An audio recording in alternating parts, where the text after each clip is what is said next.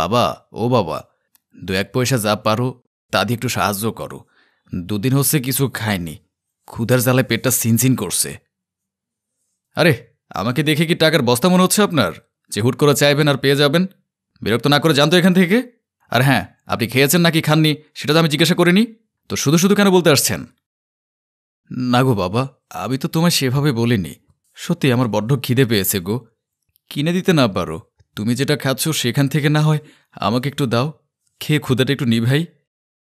আরে আশ্চর্য তো! এই, এখান থেকে কি যাবেন নাকি অন্য কোনো ব্যবস্থা নিতে হবে আমার? তুমি আমার নাতির বয়সী বাবা, তাই ভাবলাম হয়তো একটু সাহায্য করবে। পেটে ঘিদা, কি আর করবো বলো। ঠিক আছে, চলে যাচ্ছে। এ বলে ভিক্ষুক মহিলাটি সেখান থেকে চলে গেল।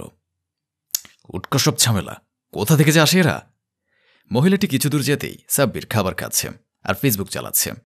তখন হঠাৎ করে একটা ভিডিও সামনে চলে আসে।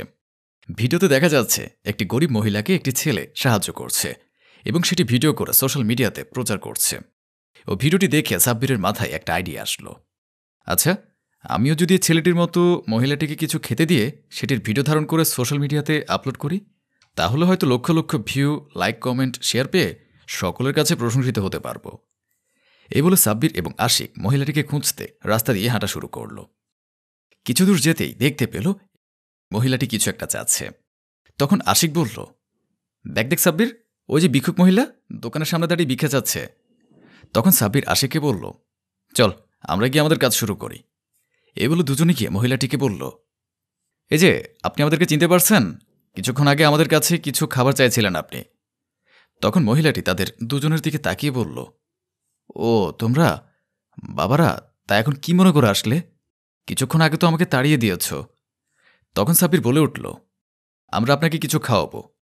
তখন ভিক্ষুক মহিলাটি হাত ছেড়ে দুহাত উঠিয়ে আল্লাহর কাছে মোনাজাত করতে লাগল, হে আল্লাহ, তুমি ছেলে দুজনকে নেঘায় দান করো। তখন আশিক গিয়ে নিয়ে আসলো এবং ভিক্ষুক মহিলার হাতে দিল। যখন ভিক্ষুক মহিলাটি খাবার খেতে শুরু করল, তখন সাব্বির তার পকেট থেকে তার অ্যান্ড্রয়েড মোবাইলটি বের করে ফেসবুকে লাইভে চলে গেল। তাদের এ সমস্ত ঘটনা দূর থেকে দেখছিল হাসিম নামের একজন ভদ্রলোক। হাসিম সাহেব মনে মনে বলছে, কোরআন হাদিসে আল্লাহ বলেছেন, তোমরা দান এমনভাবে করো যে এক হাত দান করবে যাতে আরেক হাত না জানে। আর এই ছেলেগুলো আজ দান করার নামে কি করছে? একটি মহিলাকে অল্প কয়টা খাবার দিয়ে পুরো দুনিয়া জানিয়ে দিচ্ছে। এ হলো বর্তমান অবস্থা, কি আর বলবো। এ বলে হাসিম সাহেব ধীরে ধীরে ছেলেগুলোর কাছে গেল, গিয়ে জিজ্ঞেস করল, এ ছেলেরা, তোমরা এখানে কি করছো? উত্তরে সাব্বির এবং আশিক বলে উঠল, দেখছেন না কি করছি? আমরা একজন দুস্থ মহিলাকে সাহায্য করছি। তারপর হাসিম সাহেব বলে উঠলেন, বাবারা, তোমরা যে কেমন সাহায্য করছো তা আমি দেখতে পাচ্ছি। আমি দূর থেকে দাঁড়িয়ে তোমরা এই ভিক্ষুক মহিলার সাথে যা যা করেছ আমি সব দেখেছি। কিন্তু কিছুক্ষণ আগেই তো আমি তোমার কাছে সাহায্য চাইলাম, তখন তো তুমি দূর ছাই করে তাড়িয়ে দিলে। কিন্তু এখন তোমার হাতে ওগুলো কি বাবা? তখন হাসিম সাহেব এগিয়ে এসে সে সাহায্যকারী বুড়ি মহিলাকে বলে, ওটা মোবাইল ক্যামেরা গো, এই ছেলেগুলো তোমাকে সাহায্য করছে আর সেটা ভিডিও করছে। দেখলে না, কিছুক্ষণ আগে তোমাকে দূর ছাই করে তাড়িয়ে দিল, কিন্তু এখন সাহায্য করতে চাইছে। আরে বাবা, আপনাকে এত বড় বড় কথা বলতে কি বলেছে? নিজে তো কোনোদিন সাহায্য করেন না, আর আমরা সাহায্য করেছি বলে এত কথা? আপনি কি জানেন আজকাল কত মানুষ সাহায্য করে ভিডিও করছে আর টাকা কামাচ্ছে? ওদের তো অনেক টাকা হয় এসব ভিডিও বানিয়ে। দেখো বাবারা, তোমরা যে কথাটা বলছো সেটা কিন্তু সম্পূর্ণই ভুল। তোমাদের আর সেসব মানুষের মধ্যে আকাশ পাতাল তফাত আছে।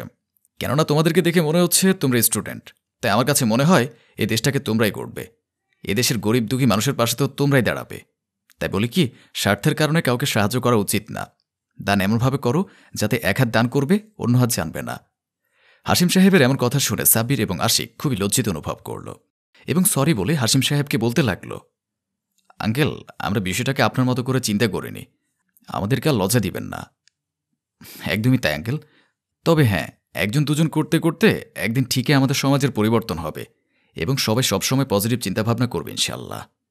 এই যে বুড়িমা, এসো, আমরা বরং সবাই একসাথে খাওয়া দাওয়া করি। বাবারা, তোমরা আমাকেও সাথে নাও, আজকে আমি তোমাদেরকে একসাথে কিছু একটা খাওয়াতে চাই। আর হ্যাঁ, সত্যি আমি অন্যরকমভাবে ভেবেছিলাম। আমাদের প্রত্যেকের অবশ্যই ভাবনার পরিবর্তন নিয়ে আসা খুবই প্রয়োজন।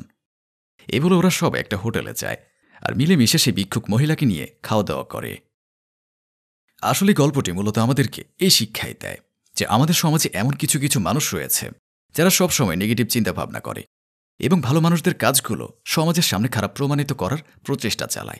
তাই আসুন এমন নেতিবাচক চিন্তাভাবনা না করে ইতিবাচক চিন্তাভাবনা করি এবং সমাজের দৃষ্টিভঙ্গি বদলে দেই।